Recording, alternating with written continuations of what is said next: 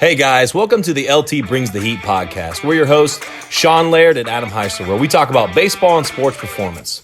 With topics ranging from coaching, business, and player development, our goal is to bring you a no BS approach to development in baseball and sports performance. Hope you guys enjoy. Let's rock and roll. Hey guys, we got a great episode today. We got an episode here with Jeff Francoeur, a guy that we watched playing a lot, and I saw him, he got drafted when I was in high school, and Adam was in high school as well, and played for the Braves, ended up playing for the Royals a lot, and he was a guy that we watched that was super talented, super athletic, and we got him on today, kind of talk about the game, talked a little bit about COVID-19, but the thing that we really enjoyed in the beginning is he just talks about his story and just kind of little things that he learned and little things that kind of helped him develop as a man, develop as a player, and little things that he heard from coaches and players that, kind of relax him a little bit and help him kind of show off and show off his tools and let him just play the game a little bit more in a relaxed environment. And I really enjoyed that. Adam, what did you hear that really stuck with you? Yeah, I think our listeners are really going to enjoy hearing just how he prepared for an outfield. And he was a Gold Glove outfielder. He played next to Andruw Jones, who was probably the best defensive outfielder of all time. Mm-hmm. And just to hear him kind of touch base of what they went through to get to that level. And he talks about power shagging, and he talks about how he threw the bases 2 times a week, where these guys are major league players that this is still their routine. It's not once they make it, they just don't work on it anymore. And it's so cool because we talk about outfield work all the time of me flipping it up and hitting a fungo to an outfielder is not going to get him any close better to when that fly ball comes to him in the game, or the ball, the top spinner, the side spinner, whatever it is from that standpoint. So it's just cool to hear that perspective of things. What was something that stood out to you?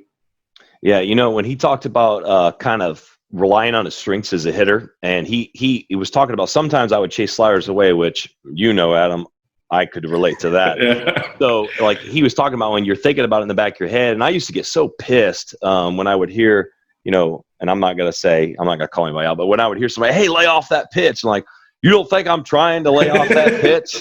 You think I'm trying to swing at this pitch? And he was like, dude, once I realized, hey, I'm getting my fastball, I'm trying to pick up the spin. I'm going to lay off that at a certain placement if it's working away. Once I stopped thinking about that in the back of my head, don't swing at this slider. When he said that, I was like, oh man, I can relate to that immediately. And that kind of clicked. And I loved hearing him say that, rely on your strengths, know what you know really well. You're definitely working on weaknesses, but be the best at what you do very, very, very well. And that's something that definitely clicked with me. And I think that every single elite athlete will definitely relate to. Yeah, and I think it just goes back to I'd rather be great at a few things than average at a lot of things. And that's what he understood, what his game was. And we'd always talk about it as be you as a hitter, know who you are. And he mentions building a routine, how important that is. There was a kid in yesterday that was wearing himself out in the cage. I almost had to kick him out of the cage, but he was so mentally in his own head that he wasn't getting any better from it. And so I hope he listens to this episode as well as everybody else to, hey, sometimes less is more. He talks about he's going to break down his pregame routine of tee, flips, batting practice. And he even said if he had 2 or 3 good rounds of batting practice, his hitting coach kicks him out and tells him to go out to the outfield because he's ready. So It's just really cool to kind of get a major league perspective on what got him there and then what helped him stay there. Yeah, and that's definitely good. That's good for coaches, high school coaches, and college coaches too. When your guys are feeling it, and he talks about that, he touches this too on in the MLB at the World Series, like the Cubs, and guys feeling it on the bump and not wanting to change it because the analytics will tell you something. And man, do I want to do this lefty on lefty matchup or this righty on righty matchup? If your guy's hot and you see him hot as a coach, let him roll. Let him have some fun. You see him hot after a couple of rounds of BP, get him out of there. Let him rock and roll. That's one of those things. Learning to see your players and learning to understand what they're made of and learning to see hey, is this guy, like you just said, you saw that guy in the cage, dude, man, stop pressing so much, relax a little bit, just see the ball, hit the ball, see fastball, be on time. So many guys will overanalyze that stuff, and he really broke that down from a perspective because the guy had the highest of highs and lowest of lows in the MLB, and just a really good guy to talk to. I love listening to everything he had to say, and very relatable, and I'm looking forward to actually hearing him talk. Hopefully we get the season coming and rolling here. Yeah, that was the best that we could do at this point since we don't have any baseball. But you could tell he misses it, and I think we all miss it, and so we're ready for it to come back. And he even kind of breaks down what he thinks the best way to get back to it is too. Absolutely, guys. You're going to enjoy this episode.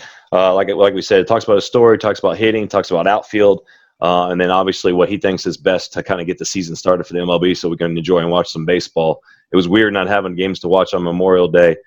So we're going to be rocking and rolling and looking forward to it, guys. So hope you guys enjoy. Make sure you guys leave that 5-star review if you enjoy what we're doing here, and see you guys later. Hey guys, welcome to another episode of LT Brings the Heat. We're your hosts, Sean Laird and Adam Heisler. We got a special guest today, Jeff Francoeur, former Atlanta Brave, guy that we watched a lot growing up, playing the MLB, and now he's a analyst for Fox Sports South for Brave games. How you doing today, Jeff? Good. Thank you for having me on, guys. Awesome. Yeah, man, we appreciate you coming on, man. You know, it's definitely crazy times right now. We're in a weird situation with the COVID-19 virus, and things that, like, there's a lot of perspectives. And for me personally, I don't say there's no wrong way to kind of perceive this right now. And I think us as a community and us as, human beings can band together and try to do the best we can with this. But kind of how has things kind of changed for you over the last few months, and kind of things you had planned and things you're doing differently right now? Well, I'll tell you what, I've taken this opportunity, honestly, guys, to really spend a lot of time with the kids. I think back, I know, as you're going through this, as adults, we kind of know how to adjust. We know how to do it. But I think it's been tough for kids. My kids didn't understand why they couldn't go play with their friends, especially early on. I think now it's starting to get back into some things. We've let them see a couple friends in the neighborhood, knowing that we're right here and we've all been together. But it's tough, they don't understand it. I try to tell them, like, my mom and dad are 68, and I'm like, they've never experienced anything like this. And yet here my kids are at 6 going through this, so it's been difficult. But at the same time, we're trying to, spend as much time as we can as a family, because someday I think, we'll all look back and say, man, it's kind of nice to have some time with them. Obviously sensitive to what's going on, but with that being said, being able to hang out with them has been kind of nice. Oh, absolutely. Yeah. I got 3 kids myself, and we're hoping to have a 4th one. And it's definitely an opportunity. It's obviously you want to work and you want to enjoy and have that camaraderie with family, other family and stuff. And we kind of had to just keep everybody in the household, but it was such a blast. And I'm back to working now myself, but I know Adam is as well. It was such a blast to hang out with family, and really kind of take advantage of that. But one thing I want to do, and for the listeners here, and obviously we know ourselves know a little bit about your career and everything. Can you kind of break us down your story, kind of growing up and playing multiple sports, and kind of what led you to getting drafted by the Braves in the first round? Yeah, well, one thing I've been very outspoken about really my whole time playing, but now when I'm done, is the multi-sport athlete. I hate the idea that kids pick one sport, play one sport year round. I always said, 15 to 18-year-olds, they grow at such different times. So you could have a kid who's 16, we've all seen it, who's not very big. Maybe he's playing football, not getting to play much. And by the next year he comes back, he's 6'4", and, so I always think, and I always tell people, playing football made me a better baseball player, and playing baseball made me a better football player. I advocate, in baseball, I tell kids all the time, you only have so many bullets in your arm. And it's the truth, whether you throw them at 15, 18, 22, 25. And I always said it, playing football, I didn't throw baseball for 5.5 months. And I always said it was great. Let your arm relax. Let it, get back. And I think the more sports people can play early on, especially. Now, you get to high school, I think 2 is a good number in high school. It's so tough with 3 these days just because of how they overlap. But there's no reason kids can't play 2 sports in high school and excel at both and have the opportunity to choose one. Yeah, and that being said, Jeff, how hard was it decision when you were committed to Clemson for football and baseball, but then when the draft rolls around and you're selected in the first round, how tough was that choice of what you wanted to do as an 18-year-old? It was tough, and my mom and dad were very involved, obviously, in that decision. My parents are both educators, so it was, education was a big deal in my family. My brother and sister are actually both teachers now, so all, our whole family was about education. But at the same time, I knew what my dream was. I knew what my passion was. And, I signed to go to Clemson to play football, and I'll never forget when I had to call Tommy Bowden and tell him that I wasn't coming. But the funniest part was that I would not let you come to turn down your signing bonus and your opportunity and what you had. He said you would be making the wrong decision. So I always appreciated that, because I know not everybody's like that, but he realized the opportunity that I had, and I think a lot of people did. So for me, it ended up being easy, but it was still tough, because I've always wanted to, play football, college, or, Clemson, run down the hill, be able to do some of that. But it still turned out okay. Yeah. For sure. How cool was it being drafted by the Braves? I mean, I would assume that you were a pretty big Braves fan growing up and being in the area and everything. How surreal was that when that happened?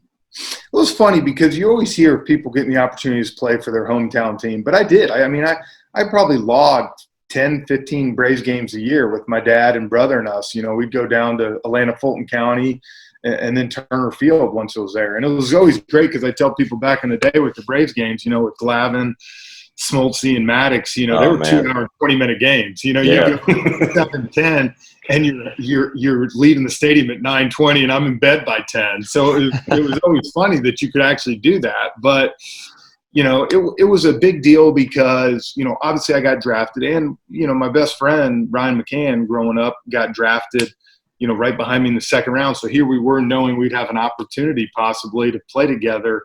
Not only in Little League, but now possibly at the highest level. That was even better. That's really cool. That's awesome right there. And especially having a best friend like that. I can't imagine. That's a crazy story right there. Yeah, that's a rare story. So one thing I kind of want to ask is, you high school young man, and then you make that transition. Boom, you're drafted, and you're going straight to the minor leagues. Kind of how was that transition for you? Was there anything that kind of like, whoa, this is kind of crazy? Like, kind of walk us through that first year in the minors and kind of helped you kind of figure out and kind of get into the system and get a routine. Yeah, well, doing my own laundry for number one. I had no idea what the heck I was doing, but it was different. A lot of kids are 18, they're going to college, they're with other kids. I left that summer and went to Danville, Virginia, and it was like I was just thrown into, you're on your own, and it was different, but at the same time, it was fun because you're walking through with a lot of other guys that are doing the same thing you're doing for the first time. And, I loved baseball. So all of a sudden it was cool because, obviously, like I said, I grew up with school, very educated, but at the same time, it was like, now I'm like, man, I can do this all the time. I don't have to worry about, opening up a book, I can just play baseball. And so, for me, I realized that, I knew what my goal was. And I tell people that all the time. A lot of guys have a lot of talent, but what separates it is your priorities and what you want to do. And for me, I knew that baseball is what I wanted to do. Wasn't going out, wasn't doing all this other stuff. Baseball is my passion and what I wanted to do. So with that being said, the transition was pretty easy for me. Oh, that's awesome. That's awesome. For me, like I was always I'm from the Midwest. I'm from Kokomo, Indiana, which is like an hour north of Indianapolis. And I was always a Braves guy. I was a big Chipper Jones fan. And I remember I graduated in 2005, a little earlier than Adam, and went to South Alabama to play college. And we heard about this dude, Jeff Francoeur, after a couple of years, that has an absolute monster cannon and is a super athlete. Can you did you do a lot of strength and conditioning work? Like, what kind did you do in the off seasons, I guess? And since, football, and I know football is a religion down south, obviously. Yeah. And like, what do you attribute a lot of the athleticism and a lot of the strength that you had and just the tools that kind of you developed?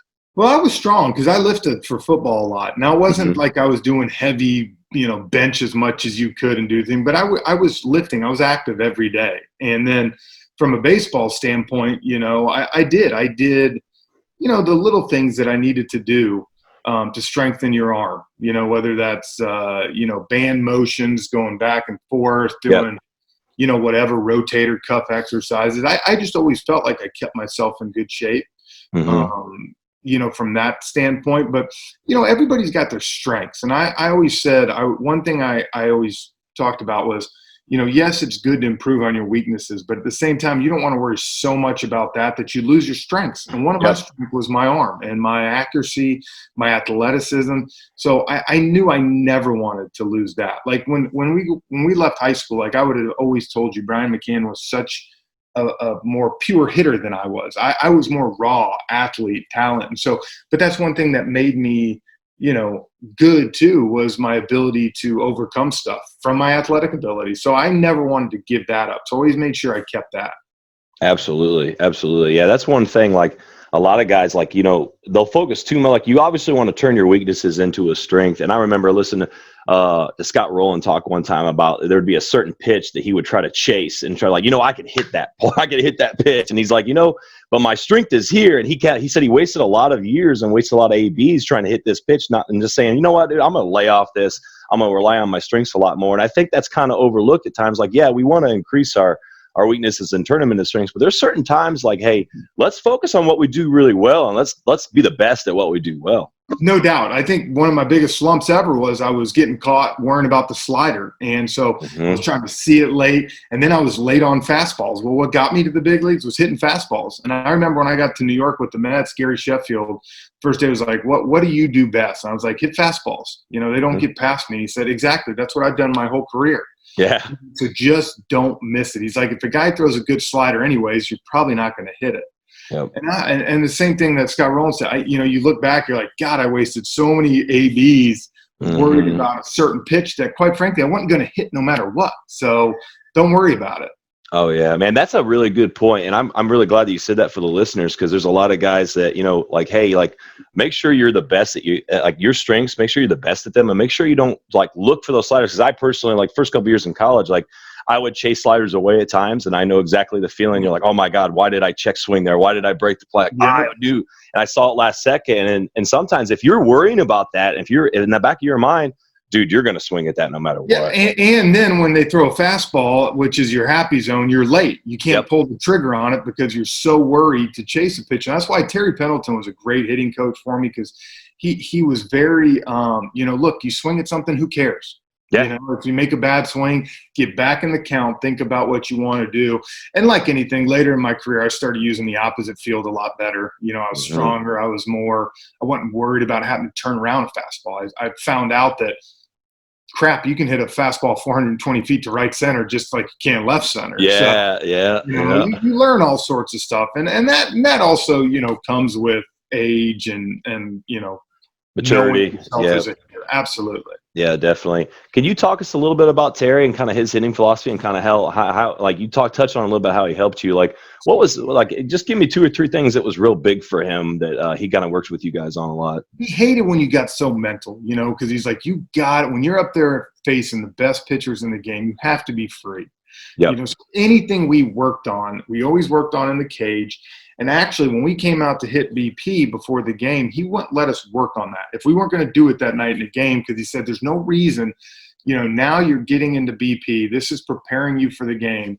There's no reason to do it. Because I remember, so many people, I'd move my foot over, change a stance, and you hit great BP and you're like, oh, I got it figured out. And then you go up there your first AB and you get your doors blowing off. And you're like, well, this doesn't work, so I'll go back to whatever I was doing. And so I came to the realization that, no matter, I could have the craziest stance ever. I could hit home runs in BP with my eyes closed. It didn't matter.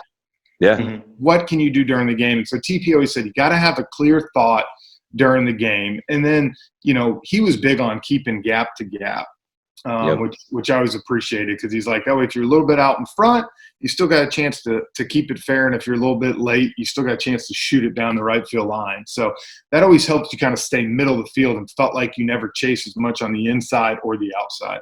Absolutely, yeah. And that makes a ton of sense. And I'm back, by the way. So I'm sorry, technical difficulties there. Yeah. But you mentioned Terry Pendleton there. Now, from a player standpoint, when you were a youngster, was there kind of some guys you leaned on, like maybe a Chipper Jones, to kind of pick his brain about just being in the league and how to handle guys once you face them the 3rd, the 4th time throughout the season? Yeah, a guy, Chipper was good. You got to remember Chipper, some of the best hitters in baseball, sometimes it's tough for them to relate, because, he would see us do something. I remember we would sit on the plane all the time with, and talk hitting, me, him, Brian, some other guys. And he would get so frustrated with us because we could, he didn't understand why we would do something that he's like, why do you swing at that? Or why would you do that? It's not that easy. No, exactly. But one of the guys that I always leaned on early on was Edgar Renteria. And I loved Edgar. Oh, man. He was a pro's pro, man. He had some huge hits, 2 World Series championships. But I think the thing that Edgar always did that I liked was he was like, you got to be prepared for the first AB to the last AB. And I always appreciate it because sometimes, you go into a game and early on, maybe your focus isn't what it should be. And then as you get to those at-bats in the 6th, 7th, 8th, 9th inning, you tend to focus a little more. The game might be on the line. And he's like, you might get up in the first inning with the bases loaded and have a chance to do damage right away. Yeah. He's like, if you're not mentally where you need to be, you might waste an AB that's going to be the biggest AB of the game you're going to have. And so he always challenged me. He, be out there 20 minutes before the game, running sprints, make sure you're loose. So he was a guy that I looked up to big time. That's so cool that you mentioned his name, because when I was in spring training with the White Sox, I was able to meet with him. And the advice he gave was try to treat every at-bat like Game 7 of the World Series. And he goes, you'll be surprised how much your focus goes up. So that's so cool that you just hit on that, how important being focused each time is. That's awesome. And he did it, man. I felt like he was one of those guys that never gave it away in AB, and I always respected that. Yeah. Man, yeah. I kind of, I followed you a little bit, obviously being a Braves guy, and then I went down south, and everybody's a Braves fan down south, obviously. And I was just telling him on when you're off that I was a big Braves fan, Chipper Jones fan growing up, and we heard about this dude that had a cannon from the outfield. Yep. But, you had that really good first year, and, you played, you had those, I think it was like 14, 15 bombs or something like that. And then your first full season, you went off, and you had a really great year. Is there something that kind of clicked that maybe that you didn't really, different from the minors, and obviously when you got to the bigs, that really were like, wow, this has really helped me get going. Like, this is a routine that really kind of get my mind right and kind of get my swing right. Is there anything that you really kind of attribute from that? Yeah, well, I think, I tell people this all the time. I had that huge first year, rookie year in 2005. I came up. 2006, I went to spring training, and I got asked to play on the World Baseball Classic team. The first one, I was 22 years old. I was going to be the youngest. Buck Martinez was our manager. He's like, you're probably not going to play much, but I want you to have the experience of being around these big leaguers. Ken Griffey, Jeter, all those guys were on the team.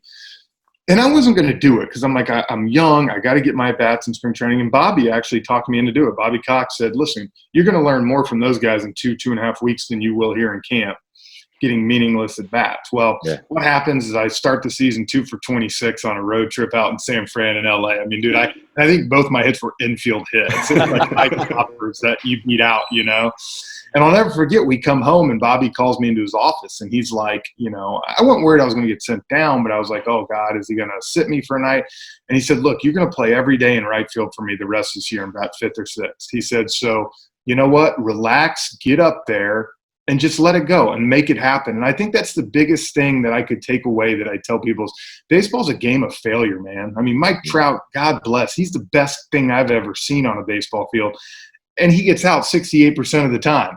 And so you have to find a way to sometimes let things roll off. You have a horrible at bat. It's like, who cares? I'll get him again. And you have to find a way. If you live and die with every at bat, every game, you will ride an emotional roller coaster that eventually you can't handle. And nobody can handle that. Yeah. I look back, 05, 06, 07, I drove in 100 runs both season. In 08, I got into a funk that I just can't get out of. And I let that affect me so bad, that put me in a tailspin for a while. And so you have to find a way to be mentally strong where you just kind of say, you know what, who cares? I tell them all the time, I got a 4.5-year-old, and let me tell you, he could care less about baseball, but he can hit. He played this year. He makes contact, everything. And part of me is like, you know what? I kind of like that attitude. Remind me of Adam LaRoche. Remember, I wish I had the Adam LaRoche of, who cares? You hit 4 home runs, you strike out 4 times. He looks the same, after the game. And I'm like, I wish I was able to have a little more of that. Yeah, there was a guy at South Alabama. He was a little before our time, but I played against him in high school, and he was part of the Bulls, Indiana Bulls, which is a travel baseball program in Indiana that we played in. And Adam Lynn, and he was just like that. Like the dude could hit like that. He could roll out of bed. Not eat, not nothing, wear a T-shirt and cargo shorts and hit bombs. Like Adam Lynn was like the younger Adam LaRoche. I mean, he was. He did. You would play against him, and you get on, first or wherever he was. You'd be like, hey, man, he's just like, hey, doesn't even care to be there. And sometimes that's a good way to look at it. Yeah, exactly. The first time I met him, I'm looking at this guy, and I'm like, wait, this is the guy that's hit so many home runs in the major leagues? Like, he looks nothing like that. You wouldn't expect. When I was in Kansas City, Billy Butler, man, that guy could hit. He was slow. He DH, all this. But it was funny how he tricked himself. Like, he might have a horrible game the night before, and he'd come in talking the next day like he'd gotten 3 doubles and drove in 5 runs. That false confidence, I guess. And I'm like, you know what? Maybe this guy hasn't figured out.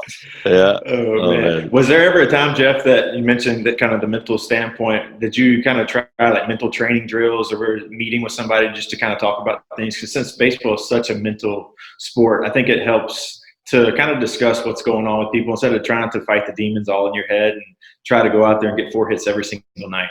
Yeah, I think there's different ways to go about that. I met with a guy one time, and you connect with certain people. They're not going to connect with everybody. And I remember we had my last year in 2016 when I came back to Atlanta, the Braves had this new, team doctor, psychologist come in, and he came over, started talking to me. I'm like, listen, doc, I've tried everything. This stuff. I was like, you might as well go work on people that have a chance because I'm out.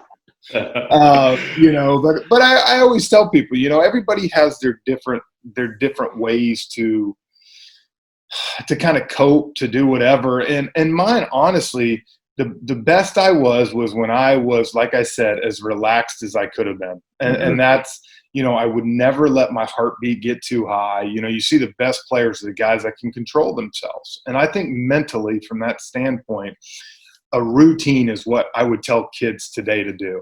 Because if you have a built-in routine and you go into the game and you have a bad game, you know what? At least hey, I did exactly what I was supposed to do, and it just didn't work out. So it became, to me, 2011 with Kansas City, Kevin Seitzer, who's the Braves hitting coach now, was my hitting coach there. And he fully got me into routine where every day I'd come in, watch a little bit of film of the pitcher that was, going that night. I'd go in the cage, hit. I tell people all the time, big leaguers hit off the tee all the time. When little leagues tell you that, I would hit 15 to 20 balls off the tee every day. Mm-hmm. And then I would take 15 to 20, usually like 2 rounds, 10 and 10 of flips off him. And then I would go inside, relax for a little bit, and then I'd come back out for BP. I'd do my BP. Now, the great thing with BP was, if I had 2 or 3, 4 good rounds, Kevin would be like, get out. You're done. And he said, we can overdo things sometimes. Like when you're locked in, you're feeling good, get out of here. You don't want to screw up what's good. So I had a routine. So it was great because once the game started for me, all the pressure was off because I had done all the preparation that I needed to. I knew what the pitcher wanted to do to me that night. So now it's just going out and playing. And sometimes you got it done, sometimes you didn't. But I was able to live with that more because I knew I had done what I needed to do. Instead, you have guys get there some days, they don't know what they're going to do. They're lost. They get to the clubhouse, should I do this? Should I do that? If you stick to a routine, and even in high school, I tell kids, I challenge them, have a routine. Take 15, 20 tee, 15, 20 flips, go play the game. And if you do that and get into a constant thing of it, more times than not, you're going to be successful. Absolutely. Yeah, that changed the game for me when I finally figured out, I think it was my junior year of college at South Alabama. Like I finally figured out a routine, and it was a routine to kind of help keep my swing true, get my mind right. Like, and sometimes you wake up and you're swinging like, man, my swing feels like crap today. It's just Absolutely. Awful. And you rely on that routine, not to just get your mind right, but get the feels right. Cause I'm muscle memory. Yeah. Right back to what it was. Absolutely. Absolutely. And you got to keep things simple. Like you said, tee work, flips, and so many guys, like I know a lot of guys, like some guys like, Bregman doesn't like tee work and some guys like that, but that's their routine. They know what works for them. But I know there's a lot of guys and I know myself, like tee work was a huge vital part of me in that routine and getting the feels.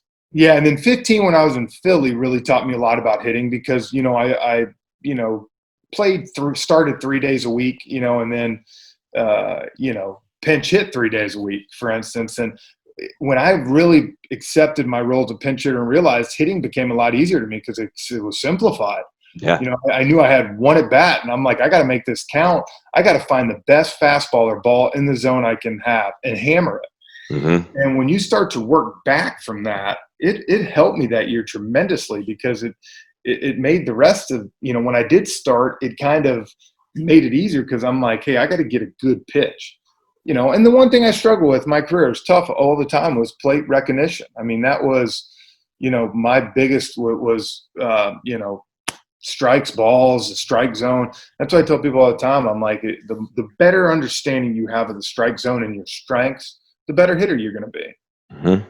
Yeah, and that makes total sense. And I think one of the most underrated parts about your game was your overall athleticism. Like in the outfield, you were able to win a Gold Glove. And with Sean, I mentioned your absolute cannon you had from right field. Can you kind of stress this, how important it is that there is defense and offense to this game, where maybe if a hitter isn't having the best night at the plate, he can still make an impact out there in the field? Yeah, and that's one thing Bobby Cox always told me too. He was like, you can win a game in the outfield. You can win a game with your arm. You can win a game with your glove. You know, you're not going to get a hit every night. You know, you're going to have some bad nights at the plate. And my dad always instilled that from me because I was an athlete. He said, look, there's one thing you can control, and that's how you play in the outfield. You know, your hustle ability, what you're doing. He's like, you know, balls and strikes, hitting at the plate, it can change all the time. But he's like, you're hustling out there, and what you do defensively should be stellar every night. And so I always try to pride myself, you know, to make sure I was ready. And of course, when you play next to Andruw Jones, you know, who to me is the greatest center fielder I've ever seen in person. Yeah. Yep. You know, or played with, it was great because he made me better. You know, if I didn't get to a ball, man, he was going to let me know. And so it always pushed me to be better. That's awesome. What kind of this is something that's overlooked, because I teach outfield a lot. Adam played outfield a lot. You know, working with Andruw Jones, and I'm glad you brought that up. Like, what kind of how did you guys communicate? Kind of how did you guys develop over the years? And that guy was, I mean, obviously a freak. That 19 years old hitting bombs in the World Series, obviously. And what kind of did you learn from them to kind of help develop you as an outfielder too? Yeah, a couple things. Great story. My first game ever in the big league against the Cubs, I go up to him an hour before the game, and I'm just like, and I'd met him in spring training, talked to him some, but you know, I don't know him like we know now. You know, we play golf and hang out. But I said, hey Andruw, if a ball, how do I know communication wise? And he looked at me with only Andruw could, and his little island accent and his little smile, and he's like, bro. He's like, if you see me running, get the hell out of the way. And he said, if I'm not running, it means it's your ball. And I was like, all right, well, that's easy enough. You know, but a lot of things fans don't see, because BP a lot of times wasn't open yet when the first or second group was hitting. You know, stadium people couldn't come in. Andruw hit in the second group every day. We hit in the second group, but the first group, that guy power shagged like a fool in the outfield. I mean, he was sweating. It didn't matter if it was July 20th and it was 100 degrees. He would spend 10 minutes with routes. And I always tell people that you can go to the outfield and someone can hit you fungos all you want. Yep. It's not the same as taking the ball live off the bat. And 100%. seeing the hook, seeing the things, because, you know, I mean, look, you can hit fungos 1,000 times to me. I can probably close my eyes and once I know where the ball is going, and it goes straight to my glove. That's not game speed. That's not what happens. And so, you know, we did a really good job of doing that. And then people ask me with my arm, I threw to the bases twice a week, every week in the big leagues. So if we were on the road, whatever road trip we're on, if we had a 3-game series, one of those days we'd get to the field at like 2 o'clock before the home team took BP. We'd have, you know, you have an early work slot. And I'd go out and I would get loose and I would throw 2 to second, 3 to third, and 3 to home. And, you know, it wasn't so much that I was letting it eat, throwing full speed, but I wanted to get my accuracy. And that's what I always told people. I had a strong arm, but I had an accurate arm. And that can make you look a lot stronger than you are. And I was able to get rid of the ball quick. But those are little things that Andruw always taught me that it's important, because I tell you, as good as an arm I had, if I didn't keep throwing and work at it, I'd have lost it. It's like anything. Yeah, man, that's awesome advice right there. Just to kind of cover the whole basis of outfield, and here's a major league you're working on throwing to second, third, and home. Absolutely. In the big leagues. I don't think that gets talked about enough, as well as the advice I give to outfielders is you have to power shag. And I'm so glad that you hit on that, because we talk about it all the time. So coming from a major leaguer is going to sound a little different. So I think it's the only way. It's the only way to get live reps. It's the only way to replicate speed and the hooking of the ball, you know, the way it carries. And if you don't do that, you know, look, you can do all the lazy fly balls with a fungo you want, but everybody knows that doesn't happen like that in the game. Yeah, exactly. And I get really irritated about it, and I don't like. The biggest mistake that high school kids make in college too. Like college, we did the power shag, we did the live shagging, the live situations for, you know, during BP, which was huge help for me obviously too. When I transitioned from third base to right field, I had to learn a lot real quick. And like, you know, hitting the fungo, like you said, like most guys will hit the fungo. It's just easy fly balls. It's can of corn. Like that's everybody and their brother could catch that. But you get that live, like you said, the tail spin, the ball's going all over the place, top spin. Yeah, the sun. Like the kids get pissed at me because I'm hitting balls with top spins because they're running all over the place. And I think the key, too, is you tell these guys, look, we're not asking you to power shag for 35 minutes. And that's what I try to say. Bobby always said, look, we have 3 hitting groups. Power shag the first group, hit the second group, and then sit out in the field and talk for 15 minutes and let other people shag. He's like, that's fantastic, you know? So I think that's the key. You tell people, give me 10 to 12 minutes of playing every ball live off the bat. And if you do that, then you know what? The rest of the time, you know, just relax, catch a fly ball, because you can't ask someone to do that all day. But if you tell them, give me 10 to 12 hard minutes, that's not hard to ask. That's not asking much. I tell people all the time, if Andruw Jones can do it, you can do it. Absolutely. Absolutely. And the transition over now, the Braves have a special young outfielder, and you get to see him on an everyday basis. Ronald Acuna Jr. is one of my favorite ones to watch in this game. And can you just talk about just being around him, what makes him kind of special, how he is, and what is his practice like maybe? Yeah, he's got such ability. And I think the great thing about, you know, this year possibly looking forward to it is you have, you know, him moving hopefully into that right field slot. I think he needs to play right field. He's a good center fielder, you know, but still, you know as well as I do, center, you can't take a play off. And I'm not saying you're taking a play off in right field, but if a ball's in the gap, if you see the center fielder getting it, you can slow down a little bit. And for him, you know, he's got to play every day. His bat's got to be in that lineup every day. So how's the way I can give him a little bit of a breather? And so I think he's perfect for right field. He's got an absolute cannon. You know, and I think that's the best thing. Him and Ozzie are great for each other because they push each other. And I think I would be worried if one or the other wasn't there that, you know, you could get into some bad habits. But those guys don't let each other down a lot. And I think Ronald has a chance, I've said it, to be the second best player in the game behind Mike Trout in the next year or two. I don't think there's any reason he can't. You know, when people ask me, can he be better than Mike Trout? I say, well, I don't know, maybe. But until Mike Trout doesn't have a Mike Trout year, you know, he's the best player I've ever seen. Absolutely. You know, one thing I like to talk about, and you kind of touched on a little bit with the failure earlier, is we love talking about adversity and how it changes you as a man and makes you a stronger man. And from there, is there something that kind of happened in your life that really, like, not only changed your perspective, but kind of like give you that feeling of like, hey, I'm just gonna have fun. I'm gonna be relaxed. I'm gonna be, you know, in my environment and not kind of press so much. Is there something that happened, whether it was off the field or on the field, that kind of helped you make that switch and go, you know what, I'm mentally tough for now, and I can kind of see this as what it is? Yeah, absolutely. You know, I had a couple things. You know, I'm an outspoken Christian. I got hit in the face back in the minor leagues in 2004, and had 7 hours of surgery. Oh, wow. Right side fixed. You know, and that helped me realize, you know, from a, you know, Christian standpoint that, you know, I'm lucky that I get to do this every day, and that God can take it away at any second. And then the second thing I would say is I had to go back to AAA for 3.5 months to El Paso and 14, and play. And it was so funny because when I got called back up, you know, I told myself I will never take an at-bat for granted. Or if it's a blowout and they ask me to have an at-bat, I'll go up there, because I tell people one at-bat in the big leagues in a year is better than 540 at-bats in AAA in a year. You know? and it's the truth. And I, you know, after 8.5 years of playing in the big leagues, I had to go back and get some work in and get myself back to where I wanted to be.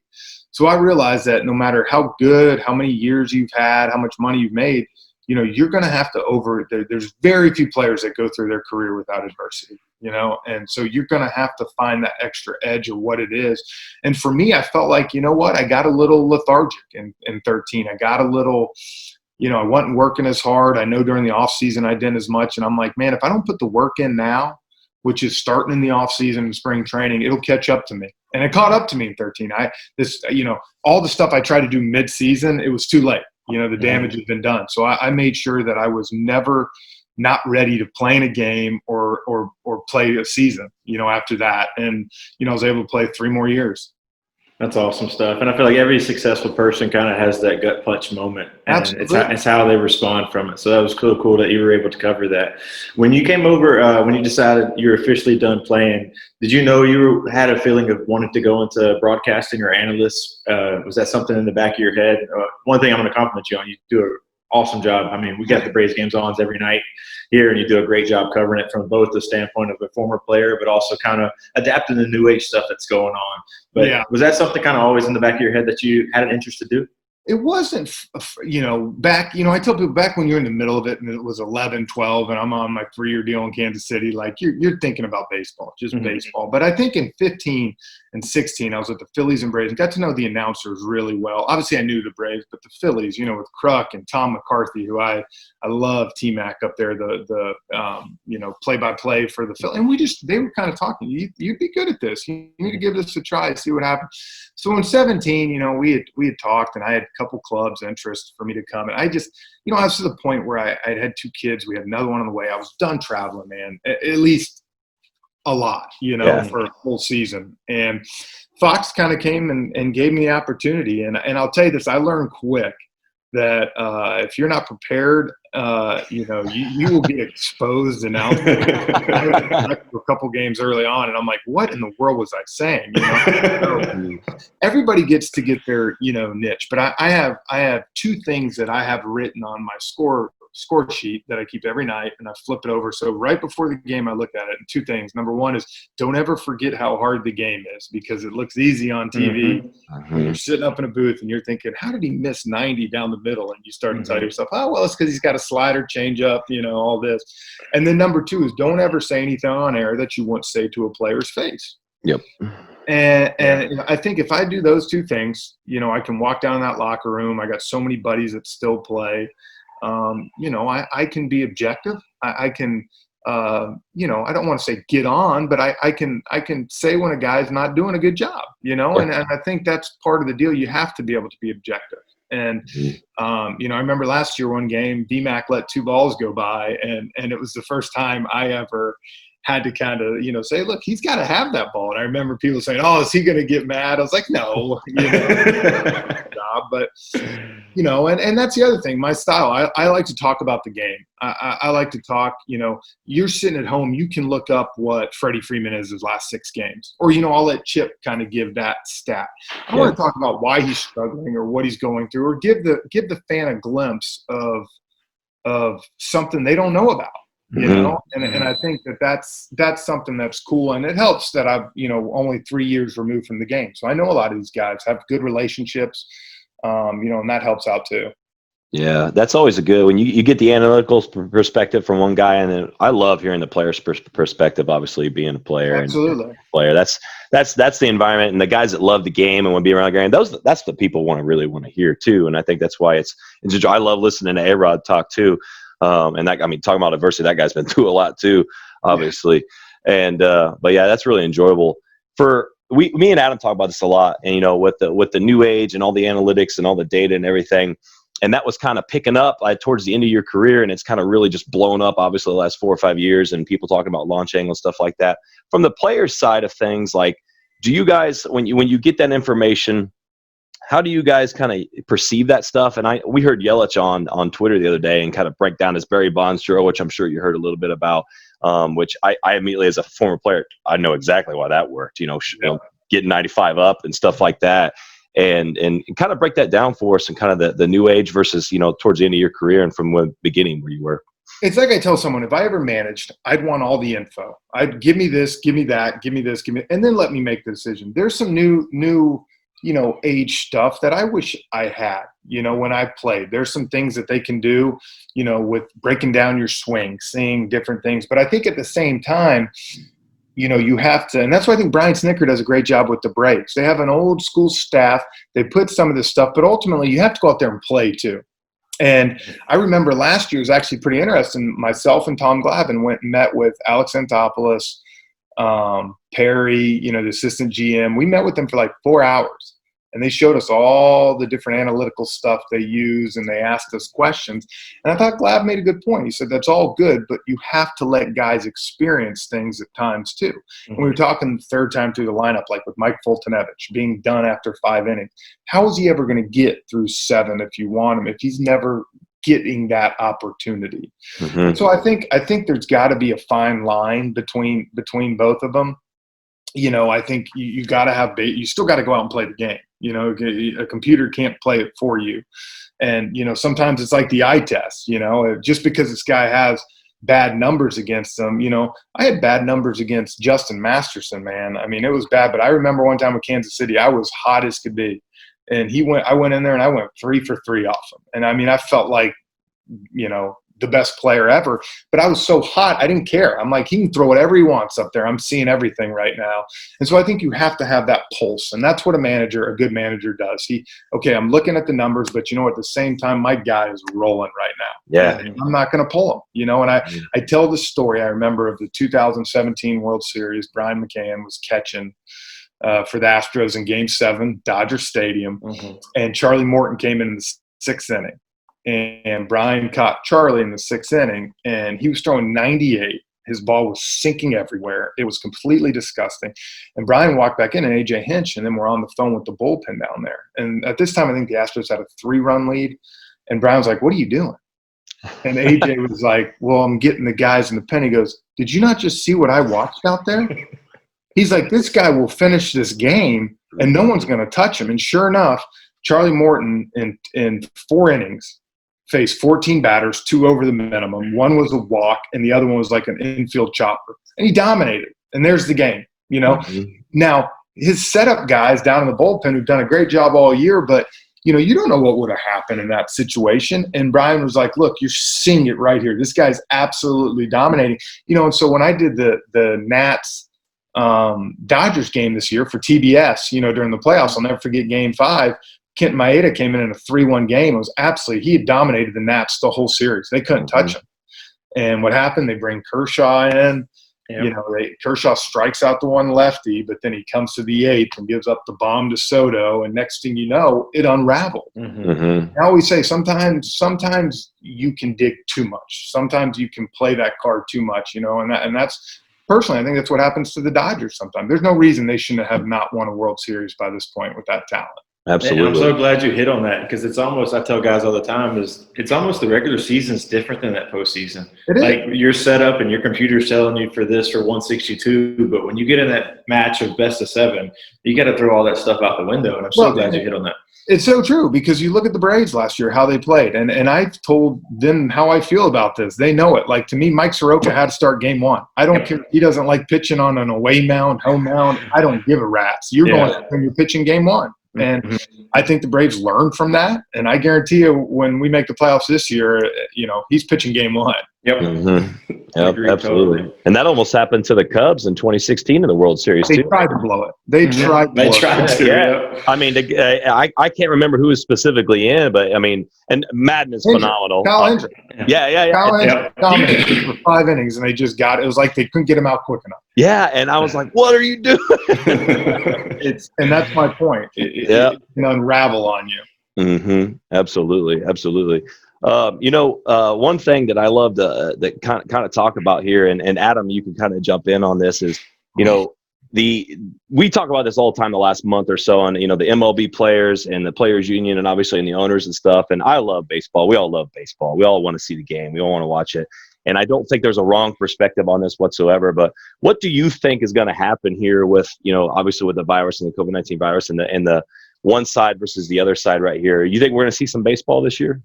I do. I think it could be ugly the next 10 days getting there. And you might have some fans that get mad, but ultimately I think if they're back out there July 4th playing ball, all will be forgotten. People will be happy because of what's going on. But I think people have to understand, look, there's always going to be a fight. And for some reason, baseball more than any other sport plays it out in public. That's the thing that for me is, basketball, look, they're going through the same thing right now, I guarantee you, figuring out, now they're lucky because they're towards the end of the season, guys have been paid.